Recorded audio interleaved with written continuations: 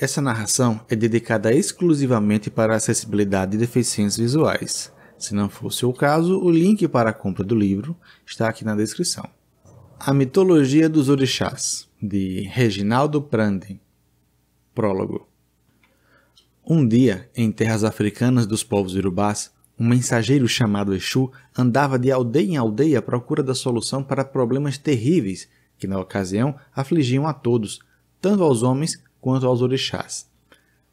Conta o mito que Exu foi aconselhado a ouvir o povo de todas as histórias que falassem dos dramas vividos pelos seres humanos, pelas próprias divindades, assim como por animais e por outros seres que dividissem a terra com o homem.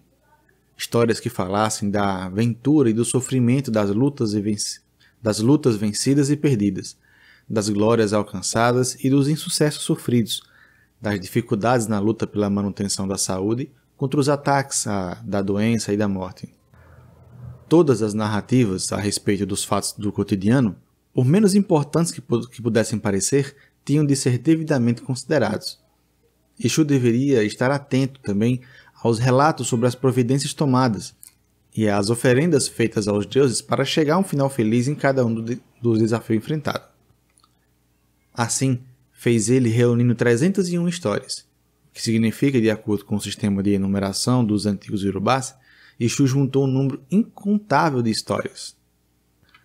Realizado em pacientíssima missão, o orixá mensageiro tinha diante de si todo o conhecimento necessário para o desvendamento dos mistérios sobre a origem e o governo do mundo dos homens e da natureza, sobre o desenrolar do destino dos homens, mulheres e crianças, e sobre os caminhos que cada um na sua luta cotidiana lutava contra os infortúnios que a todo momento ameaçavam cada um de nós, ou seja, a pobreza, a perda dos bens materiais, a perda das posições sociais, a derrota em face do inimigo traiçoeiro, a infertilidade, a doença, a morte.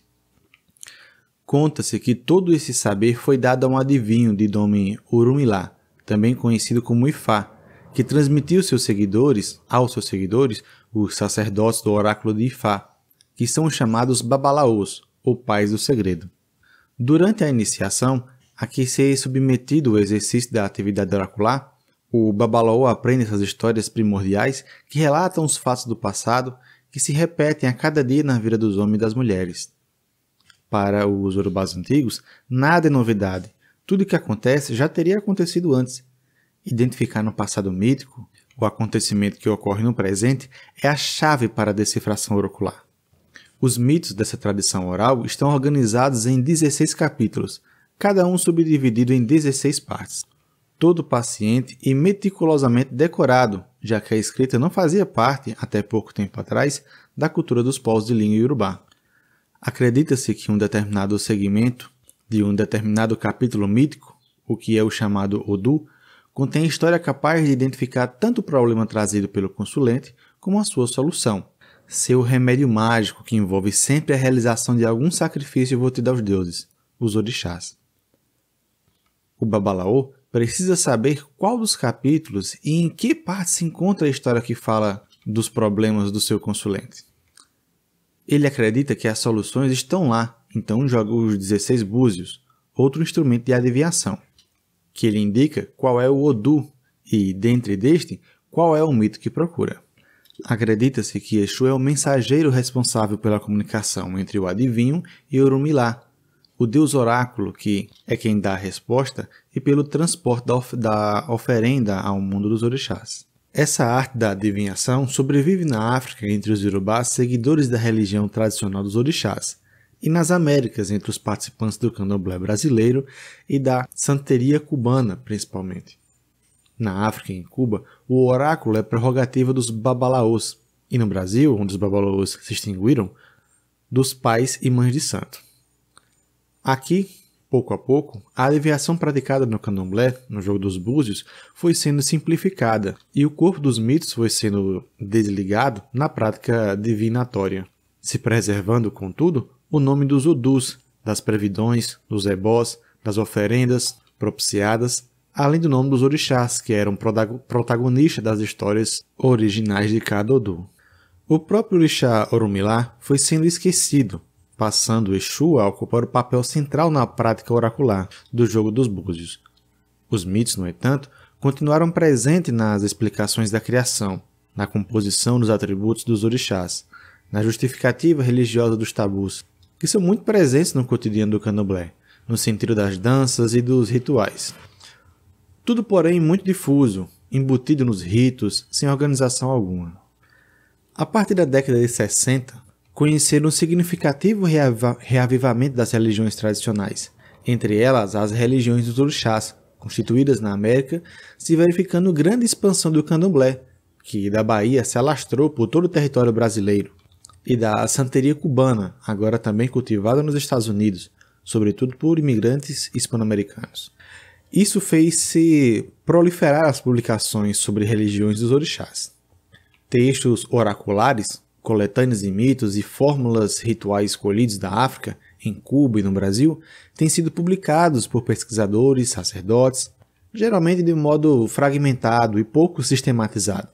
Essas publicações científicas ou religiosas foram se tornando mais e mais procuradas, tanto pelos pesquisadores como pelos seguidores das religiões dos orixás, denominado entre nós de povo de santo. A recente expansão do candomblé no Brasil envolveu forte adesão de segmentos sociais diferentes daqueles que originou o Brasil à religião dos orixás, com a inclusão de adeptos não necessariamente de origem negra e que são provenientes de camadas sociais com maior escolaridade, habituadas à ideia da informação pelo livro. Esse novo segmento, que em geral associa culturalmente religião com a palavra escrita, encontrou nos mitos explicações nos sentidos para as práticas e concepções do candomblé, descobrindo que o mito está impregnado nos rituais e nos objetos dos rituais, nas cantigas, nas cores, nos desenhos das roupas e nos colares, nos rituais secretos de iniciação, nas danças e na própria arquitetura dos templos, e, marcadamente, nos arquétipos, ou nos modelos de comportamento de filho de santo, que recordam o cotidiano das características e aventuras míticas do orixá, do qual se crê descender o filho humano. Isso reforçou o crescimento e a diversificação de um mercado livreiro sobre os orixás, de modo que a transmissão oral do conhecimento religioso, que caracteriza o candomblé, foi aos poucos incorporando o uso do texto escrito. Hoje, há um grande volume de publicações que trazem mitos dos orixás.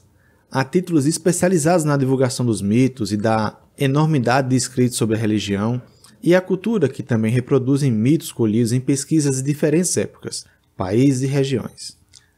Há fontes de natureza científica, religiosa ou cultural, de qualidade variada e extensão diversa. Mas não se podia até agora encontrar os mitos dos orixás reunidos num só volume. Juntar e organizar os mitos africanos e afro-americanos dos orixás foi o objetivo a que me dispus na realização desse trabalho. Os orixás e os mitos. Para os iorubás tradicionais e os seguidores de sua religião nas Américas, os orixás são deuses que receberam de Olodomaré e Olorum, também chamado de Olofim em Cuba, o Ser Supremo, a incumbência de criar e governar o mundo, ficando cada um deles responsável por alguns aspectos da natureza e de certas dimensões da vida em sociedade e da condição humana. Na África, a maioria dos orixás merece culto limitado a determinada região, enquanto outros têm um culto disseminado por quase toda a parte, quase toda a extensão de terras dos iorubás. Muitos orixás são esquecidos, outros surgem novos cultos. O panteão iorubano da América é constituído de cerca de 20 orixás. E, tanto no Brasil quanto em Cuba, cada orixá, com poucas exceções, é celebrado em todo o país. Os orixás que protagonizam os mitos aqui, reunidos, são, em sua maioria, cultuados atualmente tanto na África quanto na América. Mas há aqueles que são adorados na África e desconhecidos na América, ou em algum dos países americanos que se cultuam os orixás. Assim como aqueles cujo culto se extinguiu na África original, podendo também, em raros casos, ser encontrado em solo americano. Exu é o orixá sempre presente, pois o culto de cada um dos demais orixás depende de seu papel de mensageiro. Sem ele, orixás e humanos não podem se comunicar. Também chamado de Legba, Bará ou Eleguá, sem sua participação não existe movimento, mudança ou reprodução, nem troca mercantis, nem fecundação biológica. Na época dos primeiros contatos com os missionários cristãos, com os Yorubás na África, Exu foi grosseiramente identificado pelos europeus como o diabo, e ele carrega esse fardo até os dias de hoje. Ogum governa o ferro, a metalurgia, a guerra. É dono dos caminhos da tecnologia e das oportunidades de realização pessoal. Foi, no tempo arcaico, o orixá da agricultura, da caça e da pesca, das atividades essenciais à vida dos antigos. Assim, ele, muito próximo de Oxóssi ou Odé, em muitos países orixás caçadores, como Orinlé ou Ibualama, Logum Edé e Otim, que são donos da vegetação e da fauna, detendo a chave da sobrevivência do homem através do trabalho. Orixá Okô divide com Ogum o patronato da agricultura, mas foi esquecido no Brasil, provavelmente porque aqui o candomblé se formou uma religião urbana. Nanã é a guardiã do saber ancestral e participa com todos os orixás do panteão da terra, da qual uma antiga divindade, Onilé, ainda recebe velhos candomblés. Uma cantiga ou uma louvação de ritos dos antepassados fundadores da religião. Onilé, a Mãe Terra, é senhora do planeta em que vivemos.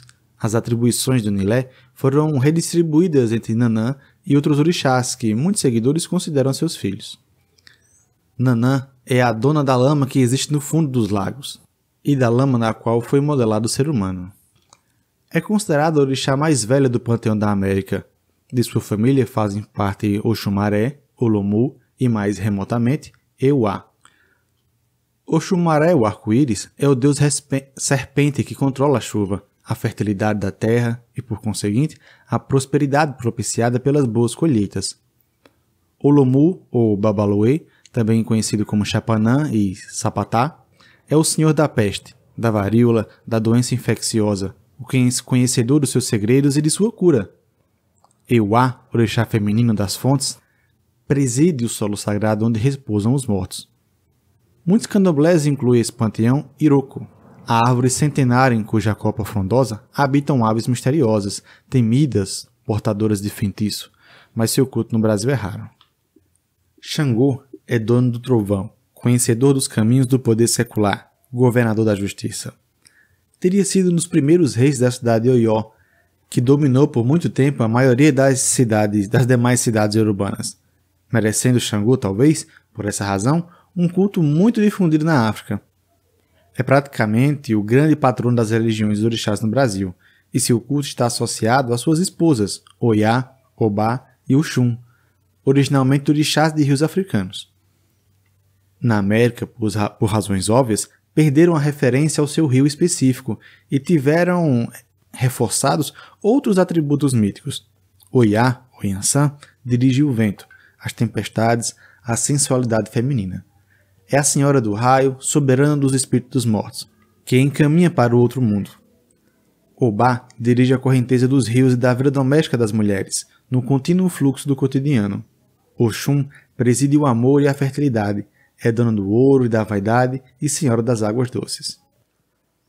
O culto aos orixás femininos não se completaria sem Iemanjá, a senhora das grandes águas, mãe dos deuses, dos homens, dos peixes, aquela que rege o equilíbrio emocional e a loucura, talvez o orixá mais conhecido do Brasil.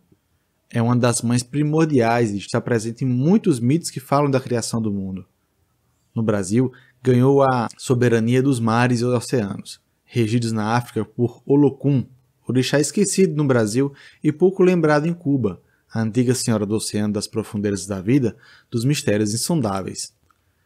Também do mar é Agé Xalungá, de culto inexistente no Brasil, mas lembrado em candomblés que cultivam a busca de raízes culturais, antigo orixá regente das conquistas das riquezas, da prosperidade material, dos negócios lucrativos.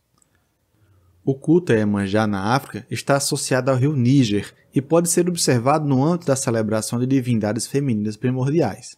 As Lami-Oxorangá, literalmente, as nossas mães ancestrais, donas de todo o conhecimento e senhoras do feitiço, representantes da ancestralidade feminina da humanidade, as nossas mães feiticeiras, mas que entre nós são lembradas muito discretamente em ritos dos antepassados, celebrados em velhos candomblés. Associadas ao culto das mães primeiras, encontramos duas divindades infantis muito festejadas no Brasil, os gêmeos Ibejis. Os orixás crianças que presidem a infância e a fraternidade, a duplicidade do lado infantil dos adultos. Presente na memória de poucos sobreviventes das antigas gerações do candomblé estão Orô, o temido espírito da floresta, de rugido assustador, antigamente cultuado na África pelos membros de uma sociedade secreta, encarregada da punição dos bandidos, feiticeiros e mulheres adúlteras. E Oquê, a montanha, a elevação que nasce do oceano, a segurança da terra firme, a base da vida humana. Orunmilá, ou Ifá, o conhecedor dos destinos dos homens, o que detém o saber do oráculo, o que ensina como resolver toda sorte de problema e aflição. Os sacerdotes de Orunmilá na África, os babalaôs, sábios que usam seus mistérios para resolver problemas e curar pessoas, disputam com os sacerdotes de Ossain a cura de todos os males que destroem a saúde. Ossain é conhecedor do poder mágico e curativo das folhas, e sem a sua ciência, nenhum remédio mágico funciona. Ossain é cultuado em todos os templos de orixá do Brasil, assim como em Cuba. Mas a confraria africana dos Ossains, seus sacerdotes herboristas, não sobreviveu entre nós. Orunmilá foi muito esquecido no Brasil, mas ainda é celebrado em antigos templos de Pernambuco e nos terreiros que procuram recuperar as tradições perdidas. Em Cuba, Orunmilá é praticamente baluarte da religião dos orixás. Oxalá encabeça o panteão da criação, formado de orixás que criaram o mundo natural, a humanidade e o mundo social. Oxalá, ou Obatalá, também chamado de Orixalá, ou Oxalufã, é o criador do homem, senhor absoluto do princípio da vida, da respiração, do ar, sendo chamado o grande orixá, Orixá Nlá. É o velho orixá muito respeitado por tantos devotos humanos como pelos demais orixás, entre os quais muitos são identificados como seus filhos. Oxaguian, ou Ajagunã, é o criador da cultura material, inventor do pilão que prepara o alimento e é quem rege o conflito entre os povos. É considerado no Brasil uma invocação de Oxalá, quando jovem guerreiro. Odudua é o criador da terra ancestral dos Urubás e, juntamente com Orinã, é o responsável pelo surgimento das cidades. Na África, há uma grande disputa entre os partidários de Obatalá e os de Odudua, mas no Brasil Odudua foi menos feliz e desapareceu por completo, sendo confundido e com um aspecto próprio do Oxalá. Outros orixás fazem parte desse grupo. Entre nós, pouco lembrado, Ajalá, que fabrica a cabeça dos homens e das mulheres, sendo assim o responsável pela essência dos bons e maus destinos, e Uri, divindade da cabeça do ser humano e portador de sua individualidade, cujo culto vem sendo reconstruído no Brasil com vigor considerável. Cada orixá pode ser cultuado segundo diferentes invocações, que no Brasil são chamadas de qualidades e em Cuba, caminhos. Pode-se, por exemplo, cultuar Iemanjá jovem e guerreira, de nome Ogunté, uma outra velha e maternal, Iemanjá Sabá, entre outras. Assim, cada orixá se multiplica em vários, criando-se uma diversidade de devoções, da qual cada com um repertório específico de ritos, cantos, danças, parâmetros, cores, preferências alimentares, cujo sentido pode ser encontrado nos mitos. Nota do narrador. Então isso aqui é muito parecido, né, com o menino Jesus e Jesus já adulto, ou com as diversas versões de Maria, né? Dependendo do país que você vai, Maria está representada de um jeito completamente diferente. A gente tem Nossa Senhora Negra, né, aqui no Brasil, como Nossa Senhora da Aparecida, que no caso é Maria, né, que no México já é Nossa Senhora de Guadalupe. Acho que na Polônia ou é na Itália eles têm Maria Negra também. Tem Nossa Senhora de Fátima, que é Maria também, ou seja, eu vejo um grande paralelo aqui entre Iemanjá e Maria. Fim da nota do narrador. Os Yorubá acreditam que homens e mulheres descendem dos orixás, não tendo, pois, uma origem única e comum, como no caso do cristianismo. Cada um herda do orixá que provém as suas marcas e características, pretensões e desejos, tudo como está relatado nos mitos. Os orixás, eles vivem e lutam uns contra os outros, defendem seus governos e procuram ampliar seus domínios, valendo-se de todos os artifícios e artimanhas, da intriga dissimulada a guerras abertas e sangrentas, da conquista amorosa à traição. Os orixás se alegram e sofrem, vencem e perdem, conquistam e são conquistados, amam e odeiam. Os seres humanos são apenas cópias esmaecidas dos orixás ao qual descendem. Os mitos dos Yorubás, originalmente, fazem parte dos poemas oraculares cultivados pelos babalaôs. Falam da criação do mundo e como ele foi repartido entre os orixás. Relatam uma infinidade de situações envolvendo os deuses e os homens, os animais e as plantas, elementos da natureza e da vida em sociedade. Na sociedade tradicional dos Yorubá, sociedade não histórica, é pelo mito que se alcança o passado e se explica a origem de tudo. É pelo mito que se interpreta o presente e se prediz o futuro, nessa e na outra vida. Como os Yorubás não conheciam a escrita, seu corpo mítico era transmitido oralmente. Na diáspora africana, os mitos Yorubás se reproduziram na América, especialmente cultivados pelos seguidores de religiões africanas, das religiões dos orixás no Brasil e em Cuba. A partir do século XIX, primeiramente estudiosos estrangeiros, sobretudo europeus, e mais tarde letrados Yorubás, iniciaram a compilação desse vasto patrimônio. Em Cuba, os babalaôs cultivaram o hábito de escrever em cadernos os odus do oráculo, que contêm os mitos, as interpretações e prescrições sacrificiais, cadernos que mais tarde foram utilizados como fonte primária por pesquisadores das tradições afro-cubanas. No Brasil, onde a instituição oracular baseada na figura do babalaô desapareceu, certamente em razão do papel centralizador aqui desenvolvido pelas mães e pais de santo, chefes dos terreiros que agregavam os devotos orixás, os mitos se mantiveram difusos na memória ritual e no dia a dia das congregações religiosas e Yorubá descendentes. Pesquisadores brasileiros comentam a existência de cadernos mantidos secretamente pelo povo de santo, como um meio de preservar e passar adiante o conhecimento mítico, mágico e ritual cultivado nos terreiros brasileiros. Mas isso é raro e recente, considerando o triste fato de que até pouco tempo atrás, bem pouco tempo atrás, a maioria dos dirigentes dos terreiros e demais iniciados era analfabeta. Até onde se tem notícia, da data de 1928, o primeiro documento extenso escrito contendo os mitos da arte oracular, um caderno compilado por Agenor Miranda Rocha, membro letrado de um dos terreiros da Bahia, em que as tradições divinatórias haviam sido preservadas à moda dos antigos babalaôs, mas esse documento só foi trazido à luz mais de meio século depois de ter sido escrito. A partir de meados de 1930, escritores e cientistas sociais iniciaram um registro mais sistemático dos mitos dos orixás. Embora uns poucos exemplares datem da virada do século XIX para o XX, nos anos 30 o antropólogo Arthur Ramos acreditou que a mitologia iorubá no Brasil estava completamente degradada e perdida. Mas Roger Bastide, sociólogo francês, professor de Sociologia da Universidade de São Paulo, pesquisando na Bahia nas décadas de 40 e 50, discerniu perfeitamente a presença viva dos mitos, não só como narrativa, mas como substrato subentendido nos ritos mantidos nos terreiros, sobretudo nas danças e na própria estrutura mental dos seguidores da religião dos orixás, tendo registrado inúmeros mitos. As fontes.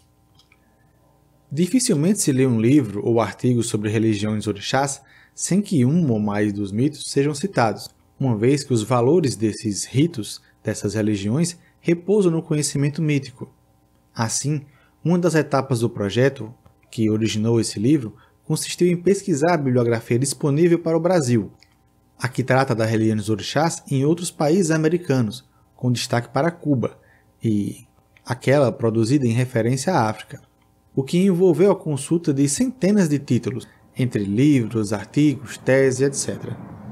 Depois de juntar todo o material primário colhido em pesquisa de campo e ainda não publicado. Os primeiros mitos escritos apareceram já nas primeiras obras que trataram da religião dos orixás na África, no século XIX. Os livros do padre Bawden, em 1884, e do coronel Ellis, de 1894, iniciando uma contribuição que nunca parou de crescer, em que se destacam os trabalhos de Leo Frobenius, em 1949, William Bascom, em 1969 até 92, Geoffrey Perinder, em 1963, Harold Kurlander, em 1973, Vande Abimbola, em 1975 e Wille Bier, em 1980. Esse certamente é o mais importante pesquisador atual da mitologia dos orixás na África. Bier foi contemporâneo de Pierre Verger na África, de quem recebeu inúmeros mitos, alguns colhidos no Brasil. A lista de fontes africanas pode ser completada com um número muito grande de fontes de autores, agora incluindo também babalaôs africanos e cubanos, e outros sacerdotes preocupados em divulgar seu conhecimento em livros, muitos deles radicados nos Estados Unidos. Os mestres da mitologia orixá em Cuba são certamente Lídia Cabreira, em 1974, Natália Rostegui, em 1994, Samuel Feijó, em 86, e Rômulo Lachataniere, de 40 até 95, os quais se juntaram outros pesquisadores com contribuições menos extensas. Com a recente imigração cubana para os Estados Unidos, muitos santeiros ali se estabeleceram, alimentando uma forte indústria editorial sobre a religião dos orixás.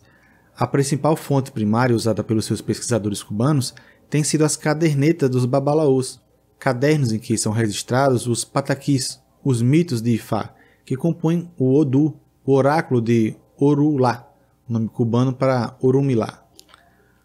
O Brasil contou com um incansável divulgador da religião dos orixás, o fotógrafo e etnólogo francês Pierre Verger, que adotou o candomblé como religião oficial e o Brasil como pátria, tendo iniciado o babalaô na África, quando passou a se chamar Pierre Fatumbi Verger. Em obra de 1954, publicada na França, Verger apresentou a primeira versão de um conjunto de mitos, que ampliou em livro em 1957, cuja redação não cansou de aprimorar em várias de suas obras brasileiras, aparecidas nos anos 80, sempre acrescentando novas contribuições. Em geral, a sua obra monumental traz mitos escolhidos na África, alguns dos quais já anteriormente presentes na literatura, sobretudo pelo padre Baldin, em 1984, por quem Verger, ironicamente, nutria um indisfaçável desprezo científico, acusando de inventar mitos. Muitos dos mitos apresentados por Verger foram registrados no Brasil, outros em Cuba. Roger Bastide, entre 45 e 61, pesquisando na Bahia, e René Ribeiro, em 78, em Pernambuco, legaram-nos muitos mitos registrados em terreiros de Candomblé e Xangô. Antes deles, já tínhamos a contribuição quantitativamente menor, mas não menos importante, de nomes como Nina Rodrigues, em 1898, o primeiro cientista brasileiro a se preocupar com a mitologia africana, e Arthur Ramos, em 35, 40 e 52, que publicou uns poucos mitos, inclusive um dos mais belos mitos dos orixás coletados no Brasil, Xangô deixa a velha Obá e encontra Oxum. Originalmente aparecido num artigo de João do Rio, publicado na revista Cosmos em 1904. A mais rica fonte primária de mitos brasileiros é certamente, já referido aqui, o caderno escrito por Adenor Miranda Rocha, cuja redação foi iniciada em Salvador e concluída no Rio de Janeiro em 1928, conforme me contou seu autor, que há décadas tem sido responsável pelo jogo de búzios que regula a sucessão da Mãe de Santo na casa de Engenho Velho e no Apeapô Afonjá. O professor Agenor, como é conhecido pelo povo de Santo, conta que foi iniciado no candomblé em Salvador em 1912, aos 5 anos de idade, por mãe Aninha Obá Bii, Ana Eugênia dos Santos, que nasceu em 1869 e morreu em 1938.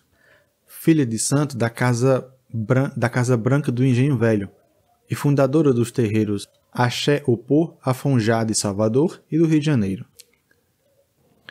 O caderno, de 1928, registra os odus, os capítulos oraculares do jogo de búzios, cada um com seus mitos e interpretações e ebós, isso é, as oferências propiciadas prescritas nas situações indicadas pelo oráculo.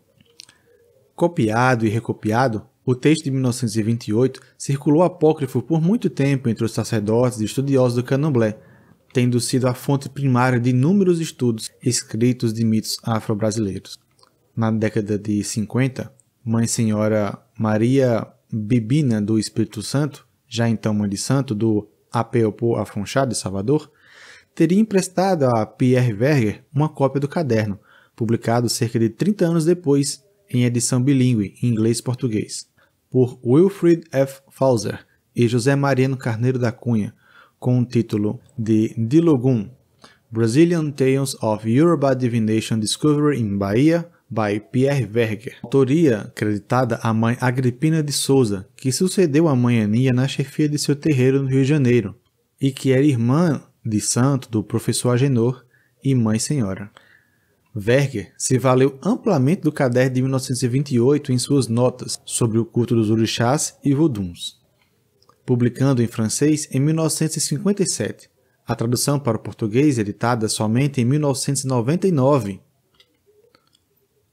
Júlio Braga incluiu os mitos, interpretações e ebós do caderno de 1922 em sua tese de doutorado sobre o jogo de búzios, defendida em 77 na Universidade Nacional do Zaire, mas só foi publicado no Brasil em 1988, assim como sua antologia Contos Afro-Brasileiros, de 1989.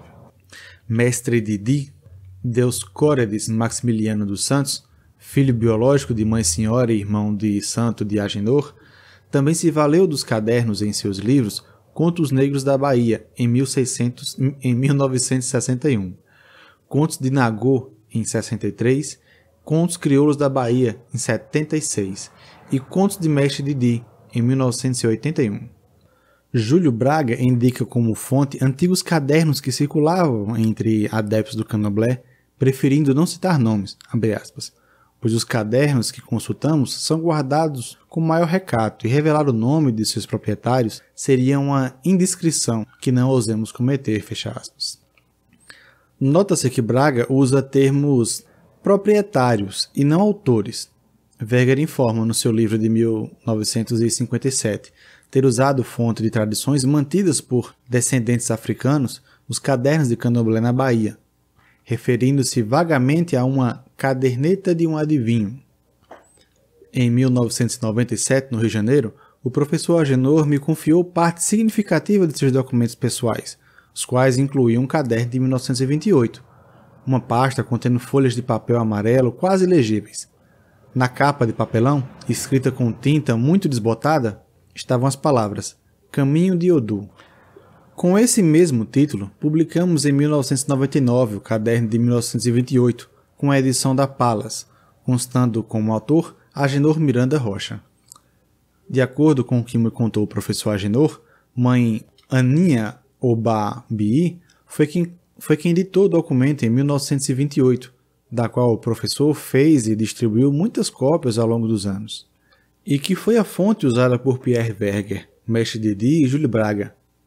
Braga, bisneto de mãe de santo de Aninha, neto de santo de mãe senhora e, por conseguinte, parente do professor Agenor e de Mestre Didi, filho de santo de mãe Aninha, sendo assim todos eles membros da mesma família de santo, uma das mais importantes na manutenção do patrimônio cultural e religioso fundado na tradição herdada dos Yorubás, a família à qual se juntou Verger, na condição de filho espiritual, de mãe senhora e titular do posto sacerdotal de Ojoobá, os Olhos de Xangô, no Axéopo Afonso de Salvador. Os mitos registrados nesse caderno, 70 anos atrás, se difundiram amplamente e a partir dessas obras, enquanto a edição africana de Felser e Cunha permaneceu completamente desconhecida no Brasil. É interessante notar que o manuscrito de 1928, os mitos fizeram parte dos caminhos de Odu, isso é, cada uma das diferentes possibilidades de interpretação de um Odu determinado, com cada caminho devidamente acompanhado de uma lista de oferendas que são prescritas naquela situação. Mas a interpretação do mito em termos de predição que o adivinho joga os búzios e interpreta o oráculo, oferece o consulente. Embora preservado na tese de Júlio Braga sobre o jogo de búzios, a estrutura formada de Edu, mito, interpretação e ebó desapareceu nas mitologias compiladas tanto por Júlio Braga como por Mestre Didi, se reproduzindo apenas o mito, evidenciando-se mais o indicador do deslocamento verificado no Brasil entre os mitos e o oráculo. O processo em que o jogo divinatório foi simplificado e preservado como segredo iniciático da religião e o mito, difundido na manifestação de cultura popular de origem religiosa, secularizada através da obra literária. Ao longo do tempo, em diferentes contextos analíticos, mitos de todas as fontes foram reapresentados por muitos cientistas sociais, que acrescentaram a eles outros mitos colhidos em novas pesquisas de campo em novas versões. Quero citar especialmente as contribuições de Joana Albain dos Santos, em 76, Monique Algas, em 83 e 89, e Rita Lara Segato, em 95, as quais se juntaram a uma longa lista de outros autores ligados basicamente com elas, a pesquisa científica, e que se completa seu trabalho escrito, que agora nos vem das mãos de sacerdotisas e sacerdotes do candomblé, como Mãe Estela de Azevedo Santos, em 93, atual Ialorixá de Axé-Opô Afonjá, em Salvador, e Mãe Beata de Imonjá, em 97. Inicia no que mais de centenário terreiro baiano, o Alaqueto, e hoje Mãe de Santo na Baixada Fluminense. A esse conjunto de fontes escritas se reúne cerca de uma centena de títulos. Listados no final de cada volume, soma-se o produto do trabalho de campo, aqui publicado pela primeira vez, com outros 42 mitos. Pesquisa e redação. Ao longo de mais de uma década, eu colecionei mitos dos orixás enquanto desenvolvia outros aspectos da pesquisa sobre as religiões dos orixás. Em 1996, me dispus a dar um caráter mais sistemático à pesquisa dos mitos. E com o patrocínio do CNPq, organizei uma equipe que trabalhou comigo no levantamento de fontes durante os anos de 97 e 98. Nessa etapa, para coordenar a pesquisa, contei com a colaboração competente e dedicada de Armando Valado, sacerdote-chefe do terreiro de seu orientando e de pós-graduação no Departamento de Sociologia da Universidade de São Paulo, e com auxílio precioso de José Américo Justo, Cláudio Scafoto Filho, José Ricardo de Souza e Patrícia Ricardo de Souza, meus orientandos de iniciação científica, além do apoio da secretaria sempre relevante de Isabel dos Céus Martins e Sandra Regina de Luca. Vários dos meus colegas e amigos ofereceram colaboração decisiva, indicando fontes, emprestando livros, fornecendo mitos que eles mesmos colheram em suas pesquisas de campo em várias partes do país, em várias partes do Brasil. Rita de Cássia Amaral, com quem tenho compartilhado o trabalho de pesquisa do candomblé durante muitos anos, ofereceu um grande número de mitos escolhidos em primeira mão em suas investigações de campo. Mãe Sandra Medeiros Epega, Yalorixá, do Ile Leuviato, de Guararema, São Paulo, ajudou muito me emprestando livros raros que me foi transmitindo mitos recebidos de seu pai adotivo, o falecido babalô nigeriano Onadele Epega. Pai Doda Aguesse Braga, babalorixá de Ire Axé Sindaré, de São Paulo, foi sempre o interlocutor generoso, buscando na memória de muitos mitos, por ele aprendidos e ensinados ao longo de sua vida sacerdotal.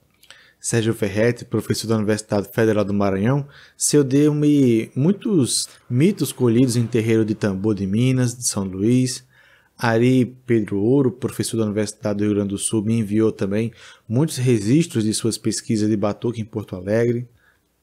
Angela Lunin, diretora de projetos da Fundação Pierre Verga, em Salvador, frequentou-me o acervo de sua instituição.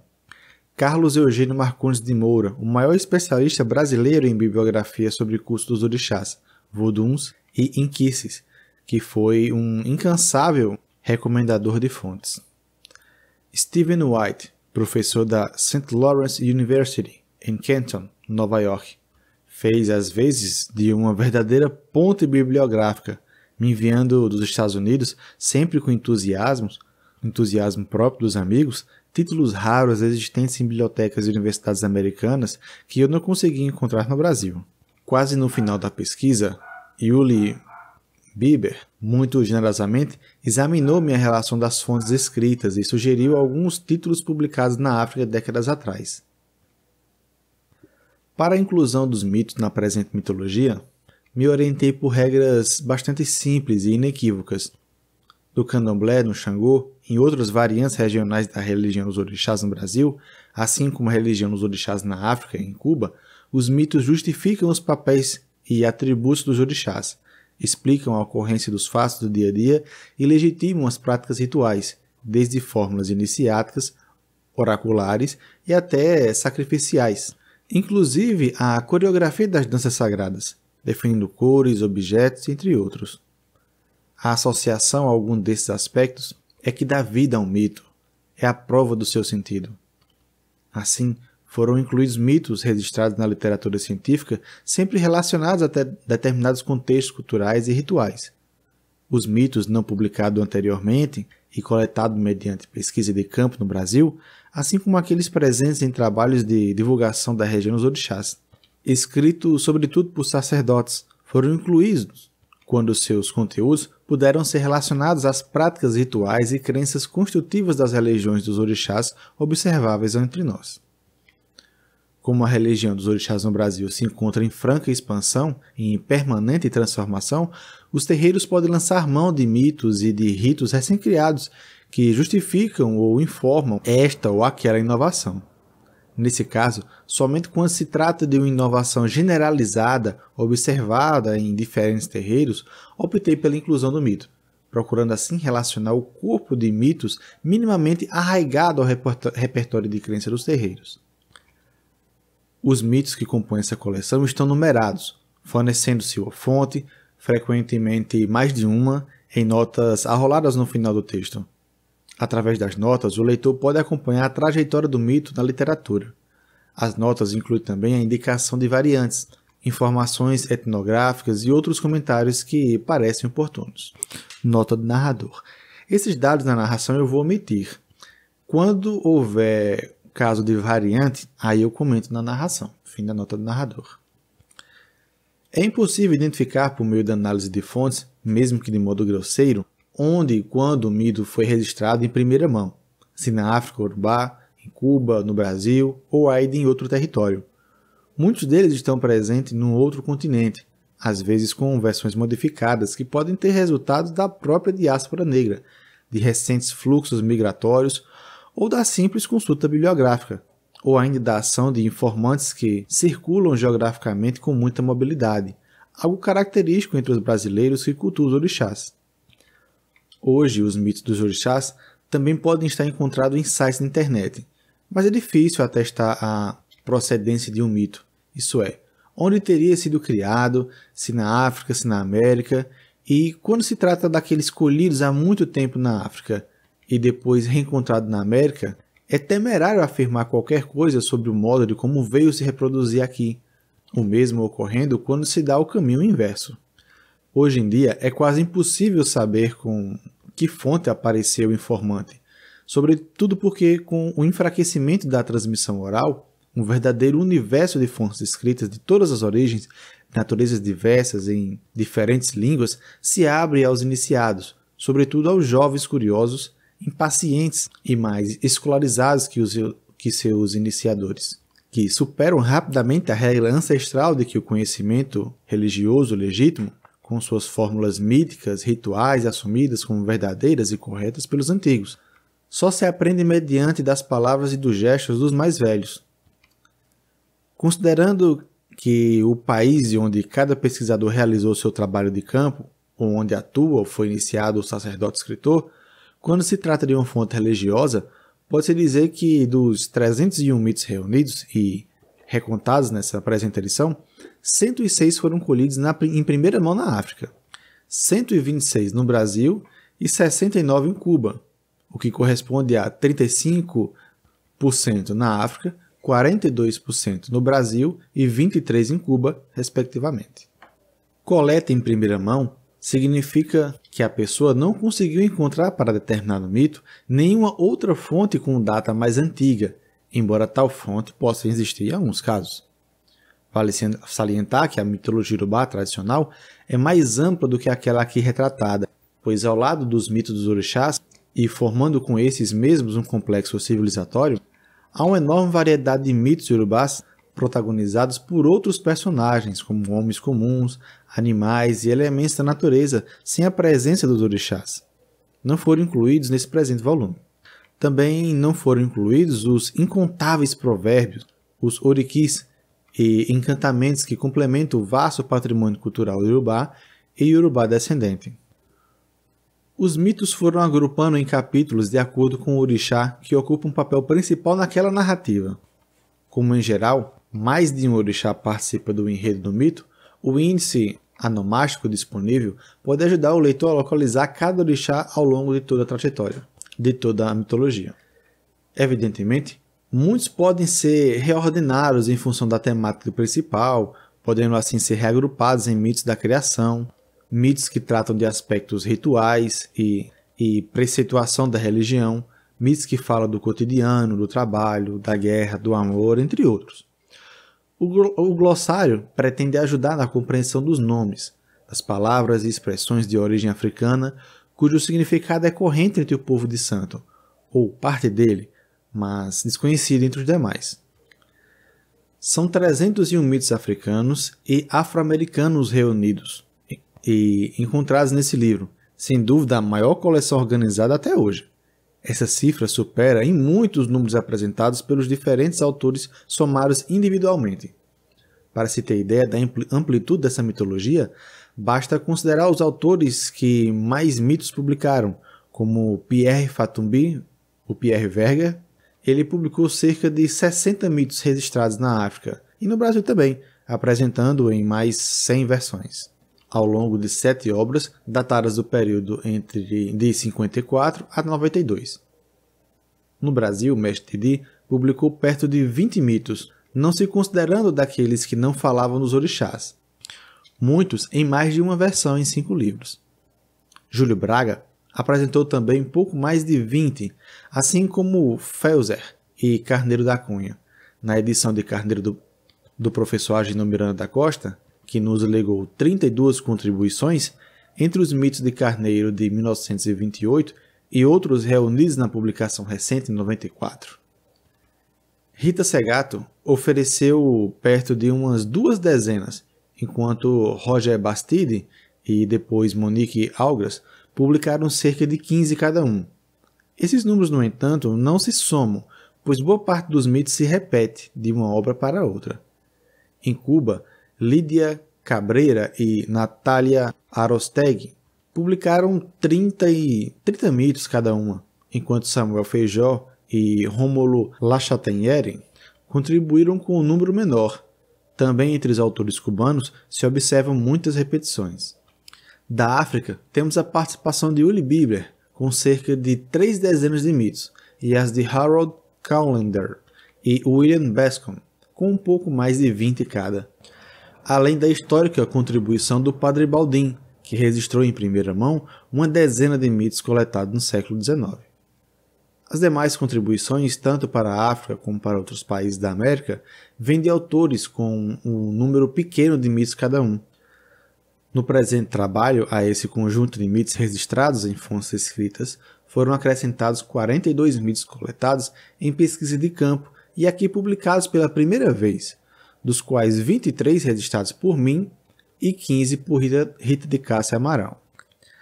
Na redação dos mitos, tive que optar por algum tipo de padronização na linguagem, uma vez que não existe nenhuma uniformidade nas diferentes fontes, podendo o mesmo mito aparecer escrito de modo diferente em cada uma das versões disponíveis, às vezes apresentadas pelo mesmo autor, que vai, por assim dizer, aprimorando a redação em cada publicação.